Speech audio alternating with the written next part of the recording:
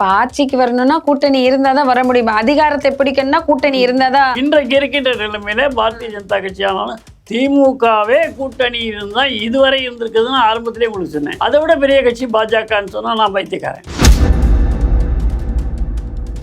சரி, இவ்வளவு சொல்றீங்க, கூட்டணி இருந்தாதான் அதிகாரத்தை பிடிக்க முடியும்னு சொல்றீங்க. நாம் தமிழர் கட்சி சீமான் அவர்கள் நான் கூட்டணிக்கே வரமாட்டேன், தனித்து தான் நிற்பேன் அப்படிங்கிற ஒரு கொள்கையில போயிட்டு இருக்காரு. அது சரியான பாதையா? அவர் போறது சரியான பாதையா? எப்படி வர முடியும்? தனியாலாம் வர முடியாது. எங்கேயாவது ஒரு சீட்ல சொந்த செல்வாக்கில் இருக்கக்கூடியவர்கள் நாம் தமிழர் கட்சியில சேர்ந்தால் சீமானுடைய செல்வாக்கும் சேர்ந்து வெற்றி பெற வாய்ப்பு இருக்கு.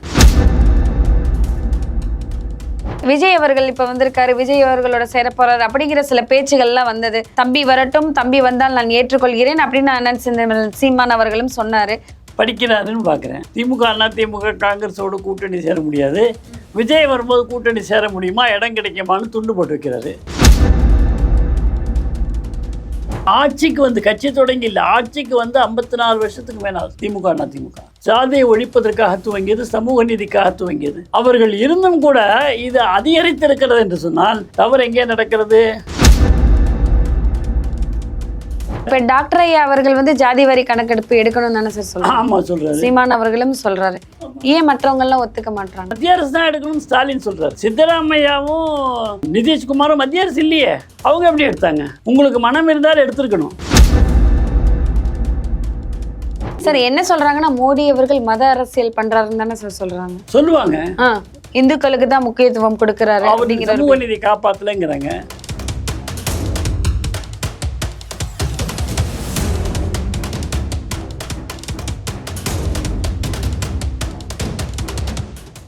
எல்லா இடங்கள்லயுமே வந்துட்டு ஜாதியை வைத்துதான் நிறைய விஷயங்கள் நடக்கிறது, மதத்தை வைத்துதான் நிறைய விஷயங்கள் நடக்கிறது அப்படிங்கிற ஒரு போக்குல போகுது. அதிகமா இப்ப பார்த்தா உள்ள போகணும்னாலே ஒரு ஜாதியை வைத்துதான், அந்த ஜாதிய கட்டமைப்பை வச்சுதான் சில மாற்றங்களும் நடக்குது. அந்த இடத்துல ஒருத்தவங்க அங்கே அதிகாரத்தோட உட்கார்னாலும் அந்த ஜாதி தான் அங்க பேசுது அப்படிங்கிற ஒரு இவ்வளோ டெக்னாலஜி வளர்ந்தும் இந்த ஜென்ரேஷன்லயும் நம்ம அங்க வந்துதான் நிக்கிறோம். அதை நீங்க எப்படி பாக்குறீங்க? 1925 துவக்கப்பட்டது திராவிட கழகம். அதற்கு முன்பே நீதி கட்சி என்று இருந்தது. இவைகளெல்லாம் ஜாதியை ஒழிப்பதற்காக பிறந்த கட்சிகள். ஆக 1925 75 2025 வரைக்கும் 125 வருஷம் ஆகும் போது. அதை விட்டுடுங்க. திமுக அந்த கொள்கையில் தான் தொடங்கிச்சு. 57 58 தொடங்கியிருக்கலாம். அப்போது அவங்க வந்து இன்றைக்கு ஆட்சிக்கு வந்து கட்சி தொடங்கி இல்லை, ஆட்சிக்கு வந்து 54 வருஷத்துக்கு மேலாகுது. திமுக சாதியை ஒழிப்பதற்காக துவங்கியது, சமூக நீதிக்காக துவங்கியது. அவர்கள் இருந்தும் கூட இது அதிகரித்திருக்கிறது என்று சொன்னால் தவறு எங்கே நடக்கிறது? இதை யார் செய்து கொண்டிருக்கிறார்கள்? ஏன் அரசாங்கம் அதற்கு தடை போட முடியவில்லை? ஆக பல விதங்களே நாம் யோசிக்க வேண்டியிருக்கிறது. சீதாராமையா நம்ம சித்தராமையா ஜாதிவாரி கணக்கெடுப்பு எடுத்தார். இப்ப இல்ல, கடந்த முறை இருந்தபோது பாரதிய ஜனதா கட்சிக்கு முன்னாடி அவர் இருந்தபோது எடுத்தாரு. ஆனா வெளியிடல. நிதிஷ்குமார் ஜாதிவாரி கணக்கெடுத்தாரு, வெளியிட்டாரு. வெளியிட்டு நம்ம என்ன பார்த்தோம்? 65 விழுக்காடு அவர்களுக்கு ஒதுக்கீடு என்று சொன்ன உடனே உச்சநீதிமன்றத்தில் அதை நிராகரித்து விட்டார்கள். அப்போ இதில் எப்படி அதை சரி பண்ண முடியும்? 65 அதிகம் தானே சார்? அதிகமாக குறை 69 இருக்கு தமிழ்நாட்டில் ஜெயலலிதா அம்மையார் எப்படி 69 கொண்டு வந்தாங்க? ஏன் உங்களால் முடியல? ஏன் மற்ற மாநிலத்தில் முடியல? ஆக இந்த ஜாதிவாரி கணக்கெடுப்பு எடுத்து நடுவண் அரசில் அமர்ந்து எப்படி நிதி ஆயோக இப்படி புறக்கணிக்கிற மாதிரி இல்லை, அழகாக உட்காந்து எப்படி இதை அந்த சமூக நீதியை காப்பாற்ற வேண்டும் என்று எல்லோரும் சிந்தித்து செய்தார். இப்ப டாக்டர் ஐயா அவர்கள் வந்து ஜாதிவாரி கணக்கெடுப்பு எடுக்கணும் தானே சார் சொல்றாரு? ஆமா சொல்றாரு. சீமான் அவர்களும் சொல்றாரு. ஏன் மற்றவங்க எல்லாம் ஒத்துக்க மாட்டாங்க? எல்லாருமே ஒத்துக்கிறாங்களா? பாஜக கூட சொல்லுது எடுங்க. ஆனா அது மத்திய அரசு தான் எடுக்கணும்னு ஸ்டாலின் சொல்றாரு. சித்தராமையாவும் நிதிஷ்குமாரும் மத்திய அரசு இல்லையே, அவங்க எப்படி எடுத்தாங்க? உங்களுக்கு மனம் இருந்தால் எடுத்திருக்கணும். உங்களுக்கு மோடியை புழுதிவாரி இறைக்க வேண்டும், மக்கள் மத்தியில் மோடியை ஒரு வில்லனாக காட்ட வேண்டும். அதற்காக நீங்கள் அந்த வேலையும் செய்ய மாட்டீங்க, மோடி எடுக்க மாட்டேங்கிறாரு, பழியும் சுமத்துவீங்க. அதுக்கு சென்சஸ்ன்னு ஒன்று சொல்லுவாங்க, ஸ்டாட்டிஸ்டிக்ஸ்னு ஒன்று சொல்லுவாங்க, அது பேர் என்ன வேணால் சொல்லிட்டு போங்க. எடுக்கிறதுக்கு என்ன, உங்களுக்கு எத்தனை பேர் இருக்காங்க, எந்த ஜாதியில் எத்தனை பேர் இருக்காங்கன்றதுக்கு எடுக்கிறதுக்கு என்ன குறை, ஏன் முடியாது? ஆக இவர்கள் செய்வது கிடையாது, மோடி செய்வதில்லை என்று மக்கள் மத்தியில் ஒரு பிம்பத்தை, ஒரு கட்டமைப்பை ஏற்படுத்தும். இவங்க திட்டம் போட்டு அது மோடி மேல தவறான ஒரு பிம்பத்தை காமிக்கிறாங்கன்னு சொல்றீங்களா? இன்னும் ஒருபடி அதிகமாகவே சிந்திக்கிறேன்.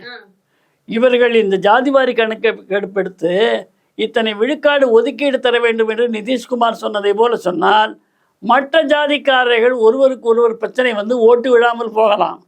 அதை மோடி செய்துவிட்டு போகட்டுமே, மோடிக்கு அழுத்தம் கொடுப்போமே. அப்போது இரண்டு ஜாதிகளுக்குள்ள ஒரு முரண்பாடு ஏற்படுகின்ற பொழுது மோடிக்கு வாக்குகள் இழக்கும்ல.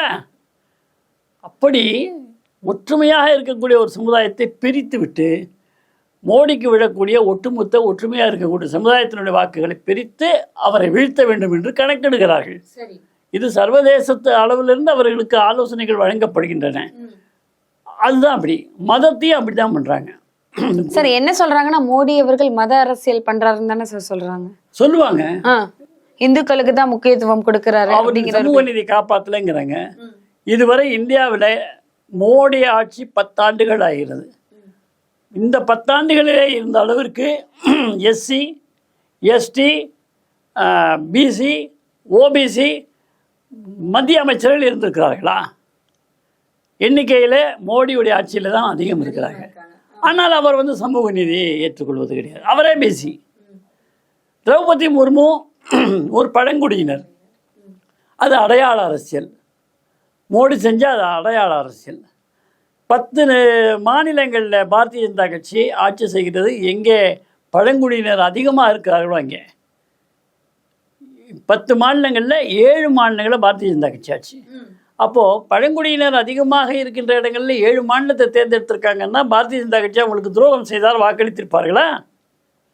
இதையெல்லாம் மக்களுக்கு புரிய வைக்க வேண்டும். சிறுபான்மையினரோட ஓட்டு முக்கியம் தானே? உறுதியாக முக்கியம். அவங்க சிறுபான்மையோட ஓட்டுன்னா அவங்களே பிரித்து பார்க்குறீங்க. அவங்க இந்த மண்ணுக்கு சொந்தக்காரர்கள் தான். மோடி அவர்கள் முதலமைச்சரான பிறகு பத்திரிகையாளர்கள்லாம் போய் சந்திக்கிறாங்க. நீங்கள் முதலமைச்சர் ஆகிட்டீங்க, மைனாரிட்டிகளுக்கு என்ன செய்வீர்கள் அப்படின்னு கேட்குறாங்க. அப்போ மோடி சொல்கிறாரு, குறிப்பிட்டு ஒன்றும் செய்ய மாட்டேன் அப்படிங்கிறாரு.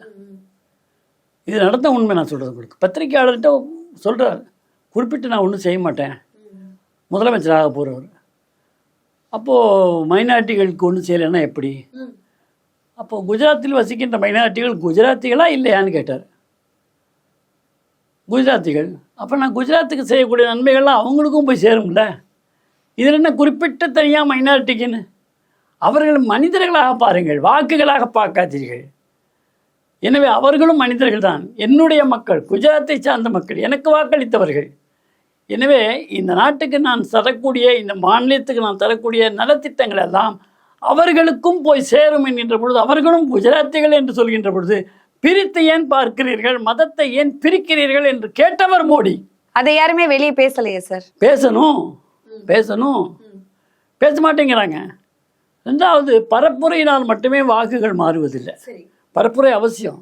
பரப்புரை முக்கியம் தானே சார்? அரசியல் ஒரு எலெக்ஷன் அப்படின்னா இன்றைக்கு வந்து அண்ணாமலை அவர்கள் கிராமந்தோறும் போய் பரப்புரை செய்த காரணத்தினால் தான் மோடியும் அண்ணாமலையும் பாஜகவும் தாமரையும் தெரிந்திருக்கிறது. ஸோ நடைப்பயணம் போனாங்கன்னு சொல்றீங்களே, அது நடைப்பயணம் போய் பரப்புரை பண்ணாங்களே, அவங்க போனாங்களா அப்படிங்கிற ஒரு கேள்வி. மக்களை சந்தித்த காரணத்தினால்தான் மக்களுக்கு இப்படி ஒரு கட்சி இருக்கிறது. இப்படி அண்ணாமலை என்ற ஒருவர் அரசியலிலே இருக்கவில்லைம்மா, 2 வருஷம் தானே வந்து ஆச்சு. அவர் ஒரு மிகப்பெரிய தலைவராக, முதலமைச்சரே பதில் சொல்லக்கூடிய தலைவராக. ஆரம்பத்தில் என்ன சொன்னாங்க, முதலமைச்சரும் எதிர்கட்சி தலைவரும் அவரை பற்றி கேட்காதீங்க, அவரை பற்றி பதில். இன்றைக்கு நாள் பூரா அவரை பற்றி தானே பேசிகிட்டு இருக்கிறாங்க. அப்போ மக்கள் அவரை தலைவராக ஏற்றுக்கொண்டு விட்டார்கள் என்ற அச்சம் அவர்களுக்கு வந்து விட்டது. மாற்றாக அவரை தேர்ந்தெடுத்து விடுவார்களோ என்ற அச்சம் வந்திருக்கிறது. இன்னும் பல அண்ணாமலை அவர்களை பற்றி பல அவதூறுகள் வரக்கூடும். ஏனென்றால் நான் அதிகமாக இந்த பதவியிலேருந்து எடுக்க போறாங்க, அவர் வெளிநாடு பயணம் போறாரு படிக்கிறதுக்காக, இருந்து என்ன பண்ணிட்டாரு, இப்ப போய் அரசியல்ல போய் என்ன படிச்சுட்டு வந்து மக்களுக்கு என்ன பண்ண போறாரு அப்படிங்கிற கேள்வி எல்லாம் எழுந்திருக்குல்ல சார்? ஆமாங்க, அவருடைய மேல் படிப்புக்காக அவர் போவாரு, அனுமதி வாங்கிட்டு போவாரு. இல்ல அரசியல் ஏதோ படிக்க போறாரு அப்படிங்கிறது. அரசியல் தான் மேல் படிப்புங்கிறது, அரசியல் படிப்பு, உலக அரசியலை பற்றி அவர் படிக்க போறாரு. அது 6 மாதம் கோர்ஸ் தான். அப்போ அதுக்கு ஃபெலோஷிப்புன்னு சொல்லுவாங்க, அதை கொடுப்பாங்க. அது அவர் வாங்கிட்டு வர போறாரு. இதில் என்ன தப்புன்னு இருக்குதுல? இதையே எல்லா இடத்துலயும் ஒரு பெரிய விஷயமா கொண்டு போறாங்க. அண்ணாமலை அவர்கள் அடுத்து எங்க வர்றாங்கன்னா, அண்ணாமலை மோடி வெளிநாட்டுக்கு அனுப்பி வைத்து விட்டார். அதிமுகவோட கூட்டணி வேணும், எடப்பாடியோட கூட்டணி வேணுங்கிறதுக்காக அவரை எப்படி நீக்குவது என்று தெரியாமல் படிப்புக்காக அனுப்பி வைத்து விட்டார் அப்படின்னு அடுத்து வருவாங்க. அங்கதான் வர்றாங்க அவங்க. அதெல்லாம் இங்கே செல்லாது. அண்ணாமலை அவர்கள்ட்ட அதெல்லாம் ஒன்றும் நடக்காது. ஏன்னா மேலிடத்துல ஒவ்வொரு நாளும் அவர் தொடர்பு கொண்டு அவர் செய்கின்ற எல்லாவற்றையும் மேலிடத்தில் ஒப்படைத்து விட்டு அவர்களுடைய அறிவுரையை கேட்டுதான் செய்து கொண்டிருக்கிறார். அது அவர்களுக்கும் தெரியும். குழப்பத்தை ஏற்படுத்த வேண்டும். பாரதிய ஜனதா கட்சியில் குழப்பத்தை ஏற்படுத்தினால் அதனுடைய வளர்ச்சி சற்று மட்டுப்படும். அதுக்கான முயற்சிகள் ரொம்ப அதிகமாகவே செய்து கொண்டிருக்காங்க. 2 பேருக்கு ஆபத்து இருக்கிறது. திமுகவுக்கும் ஆபத்து இருக்கிறது, அதிமுகவுக்கும் ஆபத்து இருக்கிறது. அது அண்ணாமலை தலைவராக இருக்கின்றவரே எடப்பாடிக்கு மிகப்பெரிய ஆபத்து. ஏனென்றால் கோவை மண்டலம் அதிலிருந்து வரக்கூடியவர் அண்ணாமலை. இவரும் அந்த மண்டலம் தான். ஸோ கொங்கு மண்டலத்திலிருந்து வரக்கூடிய 2 தலைவர்களில் யார் பெரியவர்கள் என்ற போட்டி, இது ஒரு மாதிரியான போட்டி கூட வந்ததில்ல. சின்ன கவுண்டரா பெரிய கவுண்டரா அப்படிங்கிற ஒரு பிரச்சனை கூட வந்ததில்ல சார். அதனால இந்த கவுண்டர் சமுதாயத்துக்கு யார் தலைவர், அது அண்ணாமலையாக ஆகிவிட்டால் நம்முடைய அரசியல் போய்விடுமே அப்படின்னு இவர் அஞ்சுறாரு. அவருக்கு ஒன்றும் கிடையாது, இது வரைக்கும் இல்லை. ஏன் நான் அந்த இடத்த நிரப்பக்கூடாது, அவர் முயற்சி பண்ணுறாரு. அரசியலில் ஓட்டு வேணும், ஜாதி பேசக்கூடாதுன்னு சொன்னாலும் கூட ஜாதி பார்த்தா நிறுத்துறாங்க, வேட்பாளர்கள் அப்படித்தான் நிறுத்துறாங்க. அது ஒழிகிற வரைக்கும் அப்படித்தான் போகணும். அதன் வழியே சென்று தான் அதை மாற்ற முடியும். பாரதிய ஜனதா கட்சியை பொறுத்தவரை பரப்புரையிலே 100 விழுக்காடு மதிப்பெண் பெற்றுவிட்டது. களப்பணி என்று வருகின்ற பொழுது நாம் சொன்னால் கோபித்துக் கொள்வார்கள். களப்பணி முடியாது, போராது என்பது தேர்தல் முடிவுகள் நமக்கு உணர்த்தியிருக்கின்றன. எனவே அந்த கட்சியை சார்ந்தவர்கள், பாரதிய ஜனதா கட்சியை சார்ந்தவர்கள் அல்லது அண்ணாமலை அவர்கள் களப்பணியை குறித்து சற்று ஆராய்ந்து இறங்க வேண்டும் என்பது கோரிக்கையோடு நான் நன்றி தெரிவித்து விடைபெறுகிறேன். நன்றி சார். வணக்கம்.